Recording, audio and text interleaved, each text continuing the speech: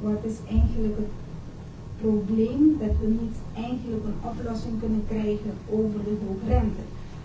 Want Aruba doet wat ze moet doen en ze gaat goed en nog steeds. En Nederland is ook goed met Aruba, wat ze goed doet, maar nog steeds zit iets middenin hier. Ja. Dat die hoge rente is er iets anders dat we niet weten? Misschien? Nee, kijk, wat we zien is eigenlijk twee dingen. We zien dat sinds de COVID-periode de economie hier op het eiland weer is aangetrokken. En dat is natuurlijk goed nieuws. Hè. Er wordt weer geld verdiend en mensen verdienen ook weer geld.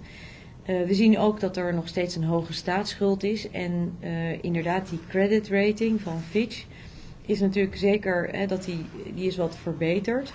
Is natuurlijk nog steeds een BB plus credit rating. Terwijl het hoogste is natuurlijk AAA, 3 AAA zoals dat heet.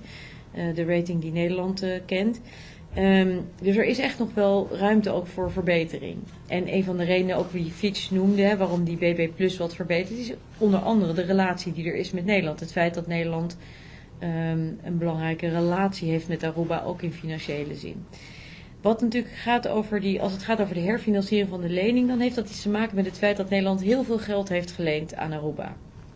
En de Nederlandse belastingbetalers de zekerheid willen hebben dat dat geld ook wordt terugbetaald. En een van die zekerheden daarvoor is het hebben van een systeem van financieel toezicht op basis van een Rijkswet. En dat is iets waarvan we hebben gezegd, als dat er is, dan kan dat rentepercentage ook omlaag. In combinatie met een landsverordening die Aruba heeft gerealiseerd met de ingang van 1 januari van dit jaar. En daar gaat de discussie die we ook voeren nog over. Dus het gaat inderdaad over de kwaliteit van het financieel toezicht en de onafhankelijkheid daarvan. En dat is de discussie die wij in de komende tijd blijven voeren.